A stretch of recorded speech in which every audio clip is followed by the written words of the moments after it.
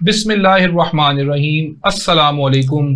Special TV के programme Dastak में मैं हूं आपका मेज़बान Fawad Munir Mughal, advocate high court.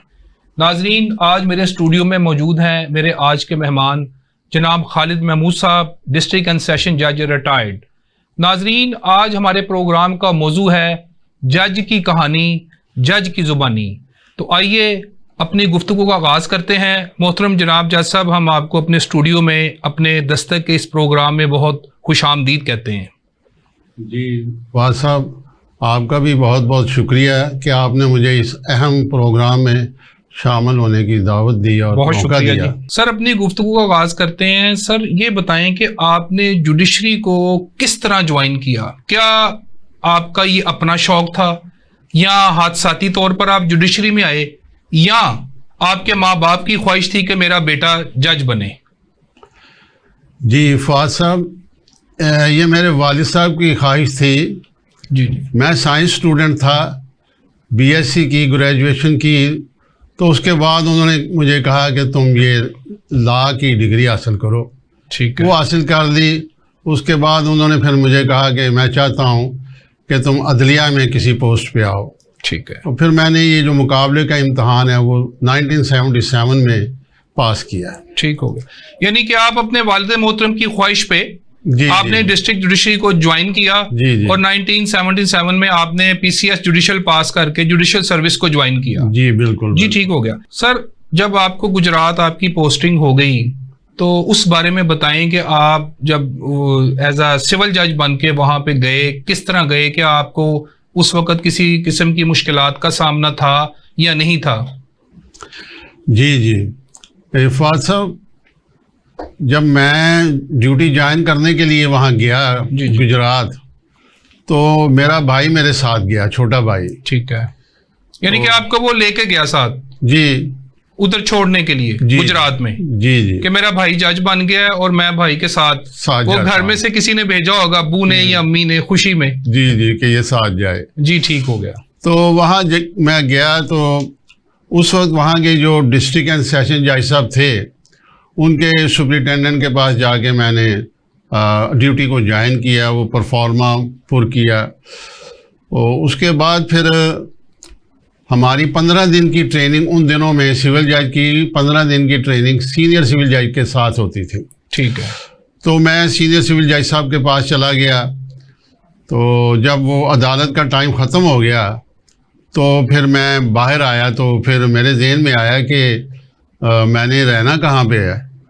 तो मैंने वो सुपरिटेंडेंट से पूछा कि भाई मैं तो लाहौर से, यानी कि आप लाहौर से जब गुजरात पहुंचे तो आप सीधा डिस्ट्रिक्ट, उस वक्त के डिस्ट्रिक्ट एंड सेशन जज साहब को मिले। जी, आपने ज्वाइनिंग दी और आप सीधा जो है सीनियर सिविल जज साहब के पास चला गया। आप 15 दिन आपकी वहां पे ट्रेनिंग थी, सीनियर सिविल जज के साथ आप बैठे। ठीक हो गया। तो वो सुपरिटेंडेंट ने मुझे समझाया कि देखें जी, यहाँ पे कोई सरकारी घर अवेलेबल नहीं है। अच्छा। फिर मैंने कहा कि कोई रेस्ट हाउस हो, तो उसने कहा कि सॉरी, सिविल रेस्ट हाउस है तो सही, लेकिन वो बुक होता है, उसमें भी जगह नहीं है। ठीक है। फिर मैं सोच में पड़ गया। तो यानी कि सर, मैं यहाँ पे ये पूछना चाहूंगा कि उस वक्त यानी कि जजेस के घर नहीं थे, यानी कि जो जज किसी जिले में काम करना चाहता था वो वहां पे जाके उसको जो है रिहाइश जो थी वो अपनी अरेंज करनी पड़ती थी, किराए पे घर लेना पड़ता था? जी, किराए पे लेना पड़ता था, क्योंकि उस वक्त जो सरकारी राशगाहें थी वो डिप्टी कमिश्नर की डिस्पोजल पे थी। अच्छा, ब्यूरोक्रेसी अलॉट करती थी? जी, वो अलॉट करते थे। ठीक हो गया। तो उस वक्त उनका तरीका ये था कि कोई भी कमरा खाली होता था, कोई कोर्ट रूम, तो वो अपने ऑफिसर को प्रेफर करते थे। जाहिर है जी, उन्होंने अपने ऑफिसर को मजिस्ट्रेट साहबान को दे देते थे। ठीक है। तो जुडिशरी के साथ उनका रवैया अच्छा नहीं था। ठीक हो गया। नाइंसाफी हो रही थी, यानी कि ब्यूरोक्रेसी जो थी उस वक्त जुडिशरी के साथ नाइंसाफी कर रही थी। जी जी। और वो अपने लोगों को प्रमोट कर रहे थे। जी। वो जो कमरा खाली होता था वो अपने ऑफिसर को दे दिया, आपकी कोई परवाह नहीं की? नहीं, कोई इसी तरह कोई सरकारी राजगाह खाली होती थी, वो भी अपने बंदों को ही प्रेफर करते थे। ठीक हो गया। तो मेरे लिए ये मुश्किल बनी। तो फिर मेरे भाई ने मुझे मशवरा दिया कि ऐसा करें कि फिर हम लाहौर ही वापस चले जाते हैं। अच्छा। मैंने कहा कि देखो भाई, यानी कि घर नहीं है तो अब रात गुजारनी है, तो गुजारनी है। और आपने वो अपना ट्रेनिंग का सेशन जो है 8 से 4 पूरा कर लिया है, और अब यहाँ तो खुले आसमान के नीचे सोया जाए, बेशक। तो अगर छत चाहिए तो बस पकड़ें जी, तो वापस लाहौर चले जाएं। मैंने कहा इसके अलावा और कोई चारा नहीं है। फिर मेरा भाई वापस आ गए। अच्छा, वापस आ गए जी, घर ना होने की वजह से आप पहले दिन कोर्ट अटेंड करके जी और बस लेके वापस आ गए। बस में बैठ के, वो GTS की बस अवेलेबल थी तो वापस आया लाहौर। अच्छा। अगले दिन फिर सुबह सुबह उठे, मेरा भाई मेरे साथ, यानी कि ये जुडिशरी की उस वक्त हालत थी कि आपके पास रहने के लिए घर नहीं था, नहीं होते थे, और जुडिशरी के पास पावर्स भी नहीं थी कि वो अपने जजेस को कोई कमरा, कोई घर या कोर्ट रूम अलाट कर सके। वो भी आपने बताया वो डिप्टी कमिश्नर साहब के पास ही पावर्स होती थी। बेशक। ठीक हो गया। तो ये तो बात हो गई सरकारी रहायशगाह की। जहाँ तक कोर्ट रूम का तल्लक है, वो कोर्ट रूम भी हमारे पास अवेलेबल नहीं होते थे। अच्छा। डिस्ट्रिक्ट एंड सेशन जज उनके लिए भी डिप्टी कमिश्नर साहब को ही रिक्वेस्ट करते थे कि कोई कोर्ट रूम खाली हुआ है तो वो काइंडली, कोई भी कमरा अगर खाली हुआ है तो उसे कोर्ट रूम डिक्लेयर कर दिया जाए, हमारे सिविल बाहर तख्ती लगा दी जाए और हम उसका सारा सिस्टम अंदर कर देंगे और वो कोर्ट चल पड़ेगा। जी जी। तो फिर वो उन्होंने फिर बताया कि कोर्ट रूम भी ऐसा कोई इस वक्त अवेलेबल नहीं है। ठीक है, ना घर अवेलेबल था, ना कोर्ट रूम अवेलेबल था। नहीं था, बिल्कुल। और ना ही आपको कोई, मतलब लाहौर से आप किस तरह गुजरात पहुंचे थे? अपनी गाड़ी पे, सरकारी गाड़ी पे? GTS की बसें चलती थी रेलवे स्टेशन के करीब से। अच्छा, यानी कि आप GTS की बस पे वहां पे पहुंचे, सरकारी ट्रांसपोर्ट लेके? सरकारी से मुराद है कि मतलब मैं वहां बैठ गया और हाँ जी, बिल्कुल। वो जो बस सिस्टम हमारा है, बस पे बैठ के आप गए ना? जी बिल्कुल, उस पे गया। बेसिकली वो गवर्नमेंट ट्रांसपोर्ट सर्विस उसको कहते थे ना उस वक्त, GTS को। जी जी बिल्कुल। ठीक हो गया। तो वो कोर्ट रूम का मसला बना, तो फिर वो सेशन जज साहब ने मुझे कहा कि देखो भाई, कोर्ट रूम भी इस वक्त कोई अवेलेबल नहीं है। ठीक हो गया। तो उन्होंने ये किया कि एक बड़ा हॉल कमरा था, ठीक है, उसमें बैठते थे उनके क्लर्क साहबान, और रिकॉर्ड रूम था वो एक तरह का। मतलब वो एक हॉल था, रिकॉर्ड रूम था, और जो स्टाफ जो कमरों में नहीं आ सकता उसको हॉल में बिठाया हुआ था, वहां बैठते थे। ठीक है। तो उन्होंने ये किया, उन्होंने कहा कि ऐसे करते हैं कि जो दरवाजा है ना इसका, जो मेन दरवाजा, उसके बिल्कुल आगे आपको एक टेम्परेरी सा कमरा सा बना देते हैं। किस तरह बना देते हैं? वो उन्होंने ये किया कि जो उस वक्त की लकड़ी की बड़ी बड़ी अलमारियां होती थी। अच्छा। वो उन्होंने 3 अलमारियां इस तरफ रखी, अच्छा, और 2 अलमारियां इस तरफ बैक साइड पर लगा दी, एक तरफ दीवार आ गई। तो उन्होंने कहा भाई यही कोर्ट रूम है, अब इसी से ही आपको काम चलाना पड़ेगा। और यानी कि आपका जो पहला कोर्ट रूम था वो लकड़ी की रिकॉर्ड रूम में पड़ी जो अलमारियां थी, उसकी दीवार की गई, 3 इस तरफ लगाई गई, 3 इस तरफ लगाई गई, और उसमें आपको बिठा दिया गया कि बिस्मिल्लाह पढ़ो और फैसले करने शुरू करो। बेशक बेशक जी, ठीक हो गया। और वो कैफियत ये थी कि उसी दरवाजे से वकला साहबान आते थे, साइलीन आते थे, और उसी दरवाजे से वो जो क्लर्क साहबान थे वो भी चुप करके आराम से अंदर जाके अपना काम करके, तो वो भी आहिस्ता से बाहर निकल जाते थे। इस तरह से जाहिर है वो कोर्ट रूम को डिक्लेयर कर दिया कि एक जगह को, हाल को, के इधर बैठना है, तो उन्होंने उधर से ही आना जाना है उसके दरवाजे से, और कोई रास्ता नहीं था। ठीक हो गया। तो इस तरह जनाब वहाँ पे मैं काम करता रहा। फिर एक वक्त आया कि हम सेशन जज साहब ने एक अपना ही कमरा, जो कि उन्होंने कोई वहाँ पे रिकॉर्ड रखा हुआ था, वो फिर अहलकारान को कहा कि भाई आप इसको खाली करें। ठीक है। वो खाली किया उन्होंने, तो वहाँ उन्होंने मेरे लिए कोर्ट रूम उसको डिक्लेयर कर दिया। मतलब वो आपको प्रॉपर एक कमरा अलॉट हो गया? जी जी, मैं फिर उसमें बैठ गया। अच्छा जज साहब, ये भी बताएं, हमारे व्यूअर्स को ये भी बताएं कि जब आपकी 1977 में वहां पे पोस्टिंग हुई एज अ सिविल जज गुजरात, उस वक्त आपकी तनख्वाह कितनी थी? जी उस वक्त तनख्वाह थी 950 रुपया।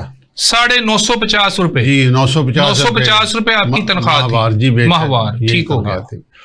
और जो बिग सिटी थे, लाहौर, रावलपिंडी, मुल्तान, फैसलाबाद, इनमें वो कुछ हाउस रेंट और कन्वेंस अलाउंस दे देते थे। तो जो छोटे शहर थे जैसे गुजरात था, वहाँ पे वो तनख्वाह बस यही थी। इसी तो जज साहब ये बताएं कि 950 रुपए में आप गुजारा कैसे करते थे? आपने बताया कि वहां पे सरकारी घर भी नहीं था, गाड़ी भी नहीं थी, जी। तो किस तरह ये 950 रुपए में जो है महीना आपका गुजरता था? आपने सारे एक्सपेंसेस भी बियर करने हैं, ग्रोसरी भी करनी है, जी। घर का निजाम भी चलाना है, क्या किस तरह इस चीजों को मैनेज करते थे? फवाद साहब, जब मैं वहाँ पे गया हूँ गुजरात, जी, तो मैं उस वक्त बैचलर था। ठीक है, तो यानी कि अभी शादी नहीं हुई थी? नहीं हुई थी। फारिगुल बाल थे आप। यही कह दें, बेशक, बाल बच्चों की रिस्पॉन्सिबिलिटी अभी नहीं आई थी। अभी नहीं थी। तो मुझे याद है कि एक साहब थे, जो वहाँ का हेड पोस्ट ऑफिस था, उसके जो सुपरिटेंडेंट थे ना, उन्होंने कहा कि भाई आप ऐसा करें कि मेरे पास एक इंस्पेक्शन रूम है। वो रेस्ट हाउस नहीं था, ठीक है, वो एक ऐसा कमरा सा था छोटा। मतलब तो आपने वो आप वहाँ आ जाएं, वहाँ घर के लिए जो दरखास्त आपने दी थी कि मुझे सरकारी घर दिया जाए रहने के लिए, जी जी, तो वो अवेलेबल नहीं था या घर थे ही नहीं? नहीं, घर तो थे, लेकिन वो सारे मतलब जजेस की तादाद ज्यादा थी या ब्यूरोक्रेसी और जजेस इकट्ठे वहां पे तादाद में ज्यादा थे, इसलिए आपको घर नहीं मिल रहा था? नहीं, जजेस की तादाद भी इतनी ज़्यादा नहीं थी। और मसला असल ये था कि जो घर खाली होता था ना, ठीक है, अगर एक मैजिस्ट्रेट ने घर खाली किया है तो वो प्रायोरिटी के हिसाब से या कह लें बारी के हिसाब से नहीं अलॉट करते थे। वो पहले ही दूसरे अपने मैजिस्ट्रेट को जो नया आया उसको उठा देते थे। ठीक हो गया। तो फिर मैंने पाकिस्तान में ये नेपोटिज्म, अकरबा परवरी जो है, ये तो चलती है ना, ये तो सीनियरिटी तो जो है वो नजरअंदाज कर दी जाती है। जी जी, बिल्कुल, हर काम में ही ऐसे है। ठीक है, तो मैं फिर वो उन्होंने मुझे वहां पे ठहरने के लिए जगह दे दी।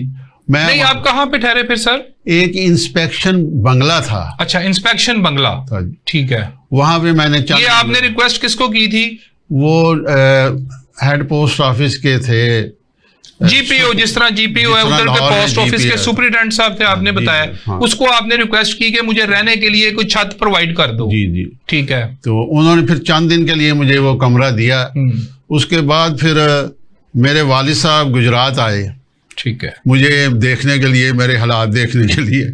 तो उन्होंने फिर अपने तौर पे वहाँ के लोगों से मिल के किसी तरह कोशिश करके वहाँ पे एक घर जो था वो किराए पे मुझे ले दिया। ठीक हो गया। वो एक गली सी थी, कोई इतना अच्छा इलाका नहीं था, लेकिन मैं बैचलर था, मैंने गुजारा कर दिया। ठीक। लेकिन वो गुजारे से आप यूँ समझिए कि वो बड़ा मुश्किल गुजारा था, क्योंकि एक आदमी जो कि सर्विस उसने अभी नई नई ज्वाइन की है, वो वहाँ पे रह रहा है, ना उसके लिए कोई ऐसा नाश्ते का खाने का इंतज़ाम है, ना कोई वहाँ पे कुक है, कुछ भी नहीं है। उसने सारा कुछ खुद ही इंतज़ाम करना है, तो उसके लिए ये बड़ा मुश्किल था। तो बहरहाल मैंने वो फिर गुजारा किया जैसे भी है। तो जो आपने ये पर्टिकुलर क्वेश्चन पूछा कि 950 में कैसे गुजारा था, तो वो कुछ इस तरह कर दिया। तो अल्लाह ताला ने वो वक्त इस तरह गुजार दिया। जी जी, ठीक। सर ये बताएं कि जब आपकी जो बार थी, बार का आपके साथ अच्छा तामुन था, वुकला का जी, 1977 में, जाहिर है आप तो बेंच का हिस्सा थे, जी, तो जी। जो बार थी, वुकला थे, वो आपके साथ उनका बिहेवियर पॉजिटिव था, नेगेटिव था? व्यूअर्स को ये भी बताएं कि उस वक्त की जो बार थी वो किस तरह की थी? आप भी समझते हैं कि पंजाब में मुख्तलिफ बार्स थे, मुख्तलिफ शहर जो हैं, हर बार का एक अपना अलहदा तरीका कह लें, मिजाज कह लें होता है। तो गुजरात की बार उस वक्त काफ़ी पढ़ी लिखी लोग जो थे, बड़े बड़े काबिल वकील थे वहाँ पे, माशाल्लाह, बहुत अच्छी बात है। तो वो बड़ी अच्छी बार थी। उस लिहाज से वकला ने जब देखा कि ये बिल्कुल नया बंदा है तो इसको अभी इतना तजर्बा भी नहीं, तो उन्होंने बड़ा अच्छा ताउन किया। मैंने 3 साल वहाँ गुजारे और मुझे याद है कोई ऐसा, यानी कि आपको फ्रेंडली कोऑपरेटिव बार मिली गुजरात की। जी जी, ये तो आपने जी हमारी जो वकील बरादरी है उसके लिए एक बहुत ही बड़ा अच्छा मैसेज दिया है, और आपने ये स्टैम्प किया है कि ये जो वकला के बारे में नेगेटिविटी फैलाई जाती है, इस तरह की बातें फैलाई जाती हैं कि बार ताउन नहीं करती, बार के लोग इस तरह के हैं, बार के लोग गड़बड़ करते हैं। मेरा ख्याल है कि ये भी बात जो है ये ज्यादा गलत तरीके से इसको फैलाया जाता है, इस नेगेटिविटी को, जबकि हकीकत इसके बरक्स है। और बार जो है, एक चीज ये भी आप नोट करेंगे कि अब तो ये हमारी एकेडमी, जुडिशल एकेडमी मौजूद है, Punjab judicial academy, federal judicial academy का कयाम मौजूद में आ चुका है। बात कर रहा हूँ 1977 की। तो जब इस तरह की कोई चीज नहीं थी। चीज नहीं थी। और वो हम जाते थे वहाँ पे, जो भी सिविल जज, अपनी बात है नहीं, जो भी नया सिविल जज होता है, देखें वकालत के लिए LLB करने के लिए तो किताबें पढ़ी जाती हैं। जी सर। उसके बाद जब प्रैक्टिकल फील्ड में आता है तो वो एडवोकेट के लिए, वो अगर सिविल जज लग जाता है, वो एक एंटायरली डिफरेंट माहौल हो जाता है। श्योर सर, बिल्कुल। लेकिन वकला ने, मुझे याद है, बड़े बड़े काबिल वकील थे, उन्होंने मेरे साथ अच्छा रवैया रखा, हमेशा तावन किया। माशाल्लाह। सर इसके अलावा आप हमारे लिसनर्स को ये भी बताएं कि आपको जो है, ये तो हो गई मुश्किलात हो गई जो आपने बयान की हैं, आप क्या समझते हैं कि इन मुश्किलों के साथ साथ जो एक जज होता है, जो नए हमारे एंट्रेंट्स हैं जो जुडिशरी में आना चाहते हैं, उनको अपना मोराल किस तरह बुलंद रखना चाहिए और कायम रखना चाहिए? आप क्या इसके बारे में सजेस्ट करते हैं हमारे न्यू एंट्रेंट्स को? देखिए फवाद साहब, ये जो नौकरी जो है एज जुडिशल ऑफिसर, मेरा जो अपना ज़ाती व्यू है वो ये है कि कोई भी सिविल जज है या इससे बड़ी पोस्ट पे है, वो ये ना देखे कि मेरे लिए क्या फैसिलिटीज़ हैं, क्या कुछ है। वो इस बात को जहन में रखे कि अल्लाह ताला ने उसको मौका दिया है और वो एक इतनी अहम सीट पे, इतने अहम ओहदे पे बैठ गया है। ऊपर अल्लाह जज है जी, और नीचे वो जज है जो बना है। जी, और वो सिर्फ ये नियत रखे कि जो मैं कर सकता हूँ, जिस तरह का इंसाफ करना है, इंसाफ करता जाए, किसी प्रेशर को अपने ऊपर हावी नहीं करना। हाँ, अपना काम जो है वो अपनी जिम्मेदारी से करता रहे। तो ये एक ऐसा फैक्टर है जो उसके लिए उसका यानी जो दिल है वो मुतमिन रहेगा। ठीक हो कि इस दुनिया में अगर मुझे कुछ नहीं मिला तो यकीनी बात है आखिरत में मेरे लिए बहुत बड़ा अजर है। यानी कि इस वक्त तो सर देखा जाए तो जो सहूलतें हैं जजेस की, वो भी काफी ज्यादा इनहेंस हो चुकी हैं। जजेस को फैसिलिटेट किया गया है, उनकी सैलरी, ट्रांसपोर्ट मिल गई है, जुडिशियल कॉम्प्लेक्सेस बन गए हैं हर जगह पे, हर डिस्ट्रिक्ट में, और ये काम अब कॉन्टिन्यूसली जारी है। बिल्कुल जारी। तो उस वक्त तो मेरा ख्याल है कि ब्यूरोक्रेसी के पास ही ये सब चीजें थी, गाड़ियां भी उनके पास थी, बिल्डिंग्स भी जो था, वो सारा अच्छा इंफ्रास्ट्रक्चर जो था वो ब्यूरोक्रेसी के पास था। तो जुडिशरी का तो आपने बताया कि जैसे आप वहां पे गए और आपको एक हाल के अंदर अलमारियां रख के आपका जो कोर्ट रूम बना दिया गया, और आपने वहां से अपनी सर्विस का आगाज किया। जी बिल्कुल बिल्कुल। तो सर मैं आगे बढ़ूंगा अपनी गुफ्तगू में, और आप 77 से 2007 तक जज रहे, 30 साल एक बहुत लंबा अरसा है जी। तो नाजरीन, एक ब्रेक का वक्त हुआ चाहता है, तो जनाब डिस्ट्रिक्ट हमारे आज के मेहमान खालिद महमूद साहब से गुफ्तगू का सिलसिला जारी है, तो यहीं से हम ब्रेक के बाद दोबारा शुरू करेंगे। अस्सलाम वालेकुम, वेलकम बैक जनाब। हमारे आज के मेहमान खालिद महमूद साहब, डिस्ट्रिक्ट एंड सेशन जज, रिटायर्ड। नाज़रीन, इनसे हमारा गुफ्तगू का सिलसिला जारी है और हम ब्रेक के बाद इस सिलसिले को आगे बढ़ाते हैं और जज साहब से पूछते हैं कि जज साहब ये बताएं कि एक आदमी जब किसी अदालत में अपना मुकदमा दर्ज करता है, दाखिल करता है, और वो समाअत के लिए फिक्स हो जाता है, उसके बाद वो शख्स अपनी जूतियां घिसा घिसा के इस दुनिया से रुखसत हो जाता है, और उसका फैसला उसकी आने वाली जो नस्ल है वो सुनती है। इसकी क्या वजह है जज साहब के मुकदमात पे जो ताखीर है या जो ताखीरी हरबे हैं, जी जी, इनके बारे में आप हमारे व्यूअर्स को बताएं कि वो ताखीर आपकी वजह से है, वो ताखीर वकला की वजह से है, या वो ताखीर ना बार और बेंच के अलावा गवर्नमेंट है, गवर्नमेंट कौन से ऐसे इकदाम करे जिससे जो है स्पीडी ट्रायल जस्टिस जो है उस तरफ हम जा सके, लोगों को जल्द इंसाफ मिल सके। इसके बारे में आप जरूर बताएं। जी मैं जरूर। देखिए जनाब, सबसे पहली बात तो ये है कि जब कोई केस दायर होता है अदालत में, तो उसके बाद अदालत फरीक मुखालिफ को तलब करती है नोटिस, जी, समन नोटिस, और साथ ये भी होता है कि इसका एक तो समन जाएगा थ्रू प्यादा, ठीक है, प्रोसेस सर्विंग एजेंसी जो है उसका, दूसरा बजरिया पोस्ट, तो अब तो TCS भी चल रहा है। तो आप खुद भी समझदार हैं, मैं भी बड़ा इस पे सोचता हूँ कि आज जो आईटी का दौर है, यानी आप अभी यहाँ बैठे हुए विद इन सेकेंड्स हजार मील दूर किसी से रब्ता कर सकते, बातचीत कर सेकंड में कर सकते, दुनिया के एक कोने से दूसरे कोने में आप रब्ता कायम कर सकते हैं, बिल्कुल कर सेकंड्स में। हाँ जी, आपकी बातचीत हो सकती है, आपके डॉक्यूमेंट वहाँ जा सकते हैं।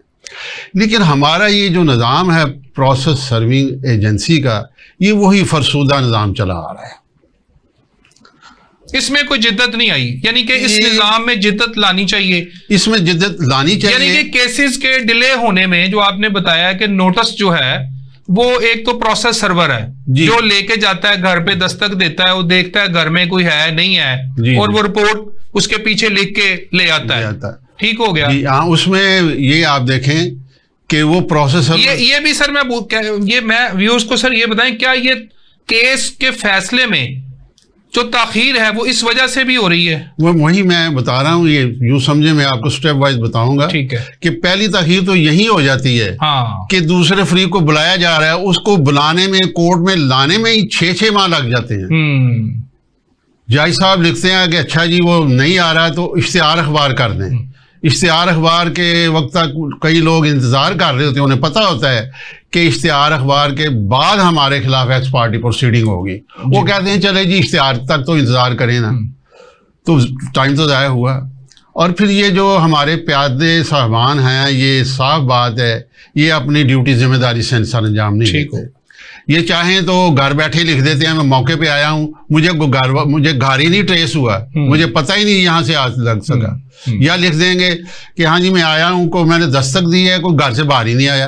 यानी कि आपका सर कहने का मकसद ये है कि जो प्रोसेस सर्वर है जी इनका बहुत रोल है ये डिले करने में, केस को डिले करने में इसका बहुत बड़ा रोल है। ये ईमानदारी के साथ जो है वो नोटिस जो है वो डिलीवर नहीं कर रहे। अगर मौके पे बंदा मौजूद हो भी तो ये बंदा झूठ बोल के कह दे कि मैं गलत रिपोर्ट अदालत को कर देते हैं। अब जज साहब जो बैठे हुए हैं कोर्ट में, उन्हें क्या पता, वो तो कोर्ट चेयर पे बैठे हैं। जाहिर है जज साहब ने पेपर जस्टिस करना ना, जो चीज उनके सामने आएगी, डॉक्यूमेंट सामने है, उसके मुताबिक केस की प्रोसीडिंग को आगे बढ़ाना है। जी ठीक हो गया। दूसरी बात यह है कि जो फरीक मुखालिफ जब अदालत में आ जाता है जी तो उसको मौका दिया जाता है जी कि आप इसका जवाब दावा दें। ठीक है। वो जवाब दावे के लिए फरीक मुखालिफ मुख्तलिफ बहाने करता है। अगरचे सिविल प्रोसीजर कोड में ये लिखा हुआ है कि उसने विद इन 30 डेज उसका जवाब दे, लेकिन वो इस तरह के तरीके इस्तेमाल करेगा कि जज साहब को मजबूर हो गया, उन्हें टाइम देना पड़ेगा। और इसलिए भी देना पड़ता है कि अगर आज मैं इसका जवाब दावे का जो राइट है क्लोज कर देता हूँ, ये अपील में जाएगा, ऊपर जाएगा, फिर ऊपर से करेक्शन आ जाएगी कि सुन लो, अगर ऊपर कोई लीनियंट व्यू लिया जाए तो ये वापस फिर यहीं आएगा। तो दरमियान बहुत सारी जजमेंट्स हैं सुप्रीम कोर्ट की जी, जो साल डेढ़ जाया होना बेहतर है कि इसको एक और एडजमेंट दे दें, तो लोग इसको मिसयूज करते हैं। उसका बेहतरीन तरीका ये है कि जब समझ जाता है, यानी कि सर दूसरी जो अहम वजह आपने बताई है मेरे ख्याल में वो एक्स पार्टी प्रोसीडिंग है। जी पहले तो प्रोसेस जो सर्वर है उसने सही तरीके से जो है वो नोटिस उधर वसूल नहीं कराया जी, तो केस एक्स पार्टी प्रोसीडिंग की तरफ चल पड़ा जी। तो कुछ मुखालफीन तो लास्ट में देख के, जैसे आपने बताया कि अखबार इश्तिहार आने लगा और साथ ही वो वकालतनामा जमा करवा देते हैं जी। कुछ ये है कि वो आप बता रहे हैं कि एक्स पार्टी प्रोसीडिंग पूरी करेंगे, वो एक्स पार्टी प्रोसीडिंग हाँ ये भी करते हैं लोग कि वाश करते रहते हैं। जब वो देखते हैं कि एक्स पार्टी प्रोसीडिंग हो गई है, अब जज साहब ने एक्स पार्टी जजमेंट देनी तो उससे 2 दिन पहले आ जाएंगे। उससे 2 दिन पहले कोर्ट में हाजिर आप लगाया, हमें पता ही नहीं था। और केस फिर शुरू से स्टार्ट होगा। वो फिर वो रिप्लाई का जवाब 30 दिन वो मिलेंगे, फिर बाकी सारी चीजें वो जो कह रहे 6 महीने, साल, 1.5 साल, वो तो जाया ही गया ना। तो दूसरा मैं अर्ज कर रहा था कि जो जवाब दावा है उसके लिए एक तरीका ये अपनाना चाहिए कि जब समझ जाए डिफेंडेंट्स को, खुदा लय को, तो उसकी जो कापी है ना दावे की और उसके जो डॉक्यूमेंट्स हैं वो इनवेरिएबली उसके साथ हों। ठीक हो गया। ये अगर हम सरकारी केस में किसी को नोटिस करते हैं तो उसमें तो लगा देते हैं, प्लेंट की कॉपी मस्ट है साथ लगानी, गवर्नमेंट डिपार्टमेंट हो, गवर्नमेंट डिपार्टमेंट। उसी तरह आप कहते हैं कि हर केस में प्राइवेट पर्सन में भी यही हो कि प्लेंट की पूरी कॉपी साथ लगा दी डॉक्यूमेंट भी। अगर जो हाई कोर्ट ने अमेंडमेंट की है और लिखा है कि भाई ये आप साथ ही एक दफा भेज दें, लेकिन प्रैक्टिकली ये होता नहीं है, ऐसे नहीं होता। तो अगर वो चला जाए एक दफा तो फिर दूसरे फरीक को साथ ही पाबंद किया जाए कि जी आपने आइंदा तारीख पे आना है तो इसका जवाब लेके आए ताकि वक्त ना जाया हो। तो कुछ ताखीर इस तरह से हो जाती है। उसके बाद एक मेरा ख्याल है कि सर इसमें जो हमारी बार है उसका बहुत बड़ा रोल आता है कि वो इसमें जो है किरदार अदा करे स्पीडी जो है जस्टिस में कि जी आप सही फरमा रहे हैं। देखिए बार का जो वकला साहबान का रोल है, स्पीडी ट्रायल तभी हो सकता है कि जो बार है वो कोऑपरेट करे। बार कोऑपरेट करती भी है, नहीं करते इसमें ना वाली बात तो कोई नहीं है। जी सही कह रहे हैं। मगर अब जो मसाइल हैं उनको मतलब हल किया जाए ना, बार उन मसाइल को हल करे। उनके अपने मसाइल हैं। आप वकला साहबान को मेरी जगह किसी और को आप इनवाइट करें, बिल्कुल वो अपने मसाइल बताएंगे। बिल्कुल बार के मसाइल हैं, उनके प्रॉब्लम्स वकला के हल होने चाहिए, ये भी एक वजह है। हाँ, अगर वो मसाइल हल हो जाएं तो ये सिस्टम और बेहतर हो जाएगा। ये तो तभी हो सकता है कि बार, बेंच और गवर्नमेंट का नुमाइंदा, ये तीन लोग बैठे जी तो ये जो स्पीडी जस्टिस है ये तभी मुमकिन हो सकता है। बेशक। अदरवाइज ये है कि लड़ाई झगड़े से तो हम कोई जो है वो टारगेट अचीव नहीं कर सकते, वक्त जाया हो रहा है, वक्त जाया हो रहा है। सही फरमा रहे हैं। तो वैसे हमारी जो बार्स हैं वो मैं समझता हूँ कि ऐसी भी नहीं है कि वो ताउन ना करें। नहीं, वो करते हैं। जो प्रोफेशनल लॉयर्स हैं जो कि जिन्हें एक काफ़ी एक्सपीरियंस है, मैं समझता हूँ वो कभी कोई गलत तरीका नहीं इख्तियार करते। उनकी कोशिश होती है कि केस डिसाइड हो ताकि जो जिसका हक है उसको मिल जाए। आपने तो सर देखा है 30 साल आपने देखा है, ऐसा मसला नहीं है जो बयान किया जाता है मीडिया में वकला के खिलाफ, ऐसी बात तो नहीं है। नहीं, इतनी भी नहीं है। वकला के अपने जानवन मसाइल हैं। ठीक हो गया। अब उस पर अगर गुफ्तगू की जाए ना तो एक प्रोग्राम करना पड़ेगा। प्रोग्राम आपको करना पड़ेगा। जी ठीक है सर। ये इसके साथ आप व्यूअर्स को ये बताएं कि ये तो चंद आपने केस के हवाले से बातें बताई हैं कि जो नोटिस हो गया, प्रोसेस सर्वर है वो सही तरीके से प्रोसेस सर्विंग नहीं कर रहा, और उसके बाद जब आपके पास जवाब दावा 30 दिन में दाखिल करना है तो उसमें भी डिले हो रही है। ये तो एक तारीखी डिलेइंग टैक्टिक्स जो हैं। इसके अलावा क्या रिफॉर्म्स हैं जुडिशरी में जो आप समझते हैं कि होनी ज़रूरी हैं, जिससे जो है वो काफ़ी फ़र्क पड़ जाएगा और इंसाफ जो है अवाम को तेज़ी से मिलना शुरू हो जाएगा?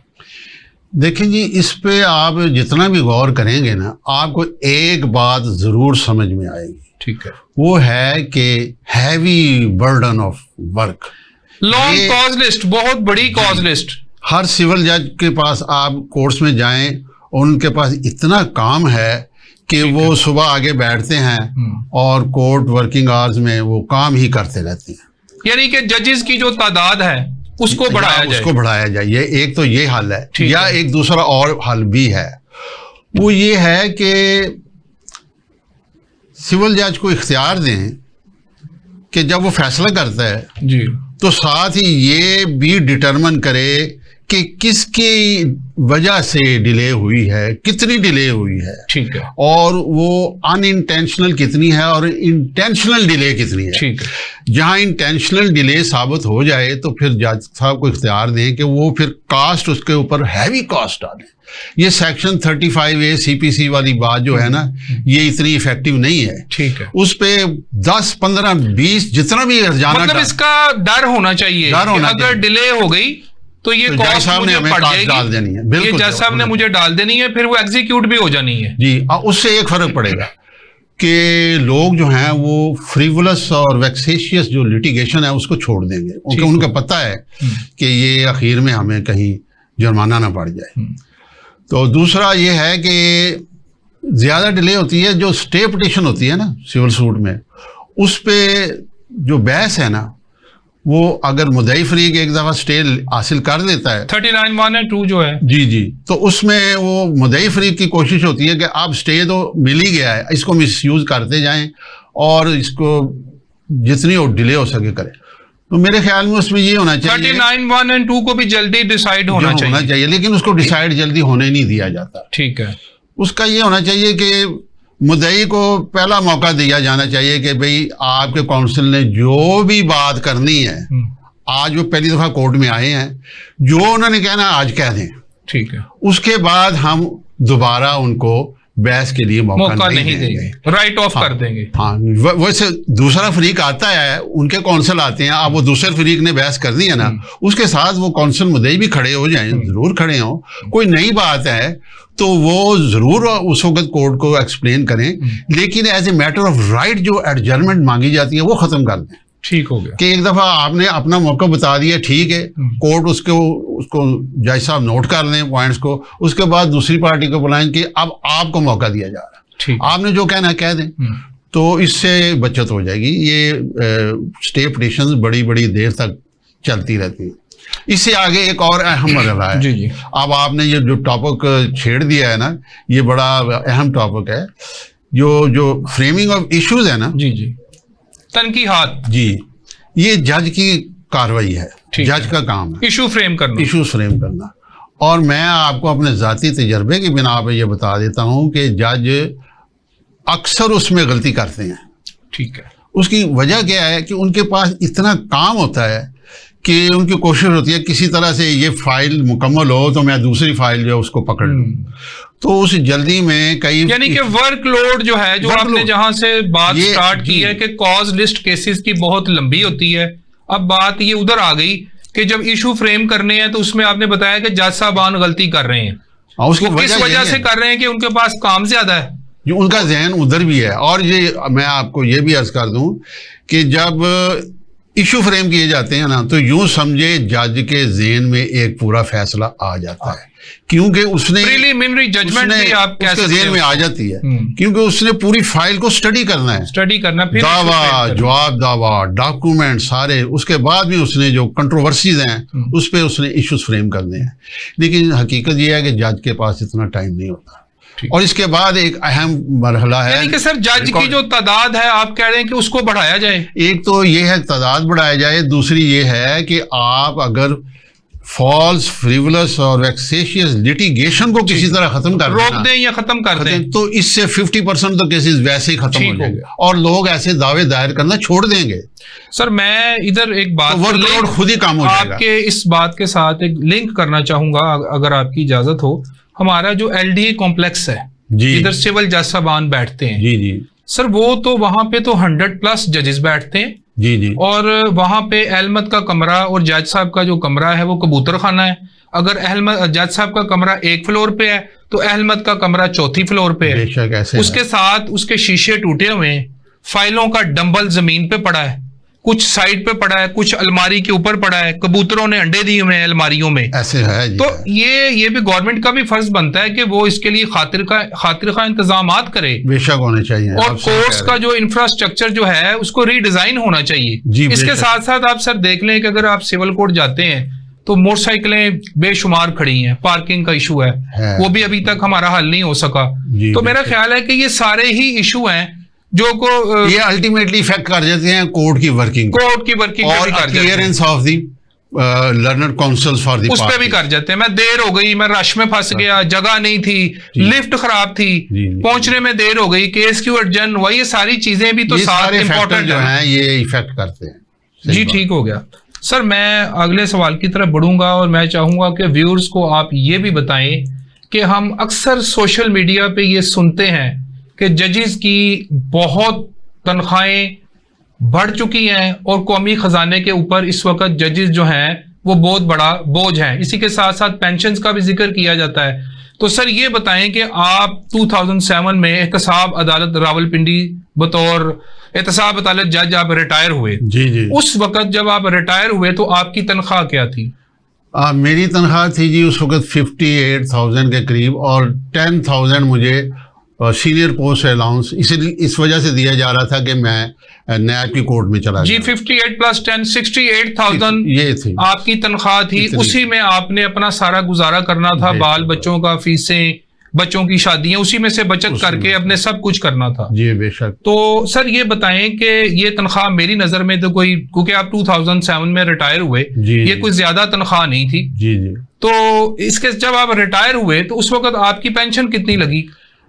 मेरी पेंशन उस वक्त 23,000 और कोई समथिंग थी।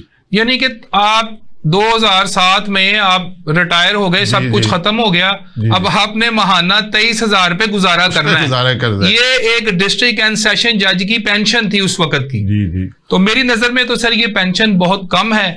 और उसके अलावा जो मुझे कम्यूटेशन की रकम मिली और जीपी फंड की रकम मिली, वो दोनों रकमें मिला के तकरीबन 25 लाख बनती था।